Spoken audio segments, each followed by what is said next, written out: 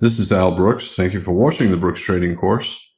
This video is about the setup that I use every day when I'm trading. This is a picture of me inside my office, and you'll see there are two laptops in front of me. I use this one for trading, and that one I use for the chat room. It has a couple extra charts, 15-minute chart, 60-minute chart, and a daily chart. And I keep the blinds closed. Actually, I have shutters. I keep the shutters closed. And I don't take calls except for my kids, and I certainly do not watch television. I always ignore the news, and I certainly ignore the pundits on television. I don't want any distractions, and I don't want to hear anybody else's opinion. And I am very focused when I'm trading. My goal is to take money from your account, from everybody's account, and put it into my account. And your job is to take money from mine. That's the game that we are both playing.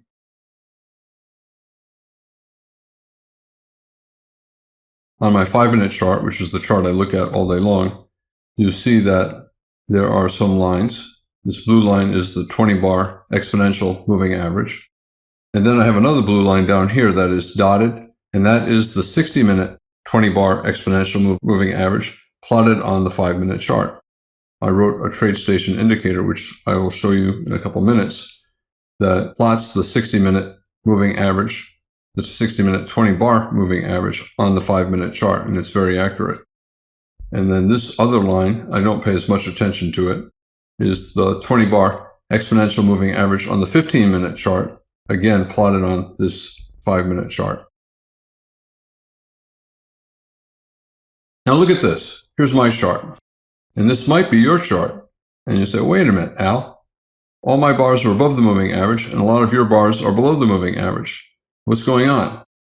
And one of the things could be that you're using a 24-hour chart, a Globex chart, but I only use the day session chart. So my moving average is calculated on bars that do not include the Globex session.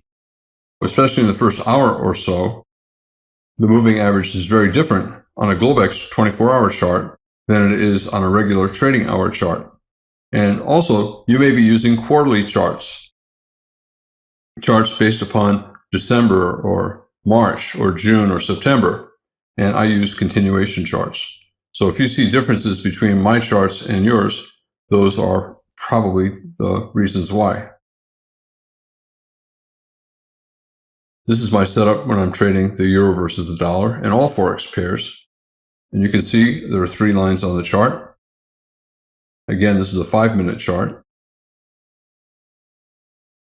If you're ever in my trading room, my screen looks something like this. Sometimes I change it, but basically this is my screen. I have a 5-minute chart. I pay a lot of attention to trend lines, measured moves, and prior highs and lows. And you can see the 3 moving averages, the 5-minute 20-bar exponential moving average, and then the moving average on the 15-minute chart.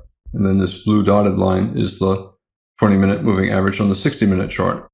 I have a 60-minute chart here, a 15-minute chart here, and then a daily chart of the E-mini here, and then weekly and monthly. The screen that I now have, I don't show the weekly and monthly charts because the screen is too crowded. I mentioned that I wrote a formula or an indicator in TradeStation that allows me to plot pretty accurately the 60-minute 20-bar exponential moving average on a 5-minute chart. You cannot simply copy this and paste it into TradeStation because of hidden formatting codes. So you have to type it out, every little character one at a time. This is a comparable indicator. It allows me to plot the 15-minute 20-bar exponential moving average on the 5-minute chart.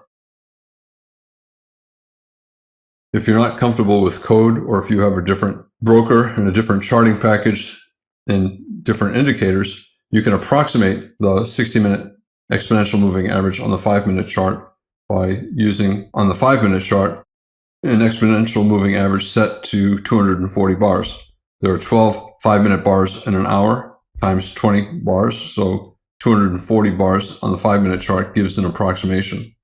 Without going into the math, that number is always too high because on the 5-minute chart, you have a lot of overlapping bars, and the 60-minute chart only looks at every 12th bar on the 5-minute chart. So the number is never 240. You're actually better off using a smaller number like 220. That is a more accurate number if you're trying to get an approximation of the 60-minute moving average on the 5-minute chart. And the same is true for the 15-minute. You can say a 15-minute is 3 times bigger than a 5-minute, so 3 times 20 is 60 bars in your indicator. But because of overlapping bars on the 5-minute chart that get ignored on the 15-minute chart, using a number smaller than 60 is more accurate. 50 is usually better than 60. I also look at daily charts, and on the daily charts, I do look at the 20-bar exponential moving average quite often, but when I'm trading stocks, I add simple moving averages as well. For example, a 200-bar simple moving average. If this is the daily chart, that would be a 200-day simple moving average. Here's a 150-day moving average there. And the pink line is a 100-day simple moving average. And then this faint gray line is a 50-bar simple moving average. And they're there because a lot of stock market traders trade them. You can see how the market hits the pink line, the 100-bar moving average, and goes up, goes up, it goes up. And then here it fell below the 100, but turned up at the 150. When I look at the Euro daily, weekly, and monthly charts, and these are the 4 that I typically look at, I have to say that I pay much less attention to these moving averages on the daily, weekly, and monthly Forex charts than I do on stock charts, because I think Forex traders pay less attention to them. This is Al Brooks, and thank you for watching the Brooks Trading course. This video shows my setup.